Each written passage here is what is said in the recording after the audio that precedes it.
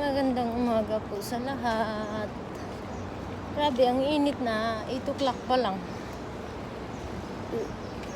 Bibili lang ako ng pang-tortang talong at saka yung gagawin ko lumpia kung may time ako mamaya o bukas. Guys, baka may alam kayo kailangan ng nani o housemaid. Naghahanap po ako ng malipatan.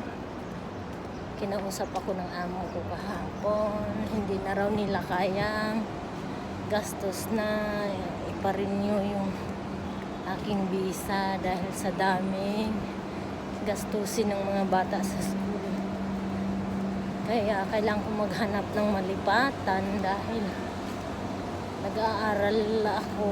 Gusto ko yung papasukan ko ay hindi maging sagabal dun sa pag-aaral at yung pagsiserve ko sa simbahan. Yun ang gusto ko, isaalang-alang yung ma-continue ko yung pag-aaral at volunteer sa church. Sana nga mga June or July makahanap ako ng mag-sponsor na sasalo sa visa ko. Kailangan kong pumuntang agency. Tatanong ko yung about sa gratuity kung sakaling mapaaga yung nakahanap ako ng maaga ng bagong sponsor. Kung makukuha ko ba yung aking gratuity. Sayang din kasi.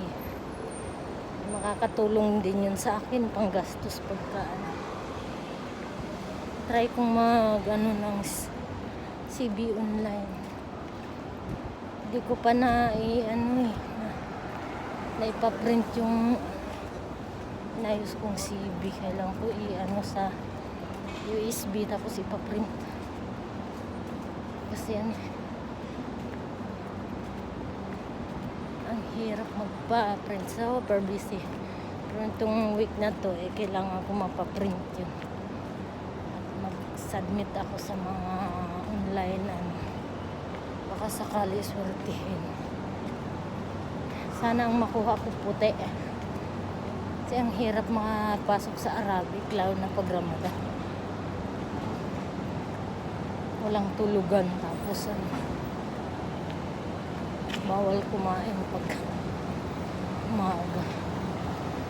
Dito na ako. Dito kasi ako nakakabili ng tulo kuya. Yung pang balot sa lumpia na yung brand. Sa ibang tindahan wala akong mabili. Ibang brand yung madaling makunin. Kainit. Kaya inagahan kong lumabas dahil nga lalong mainit mamaya.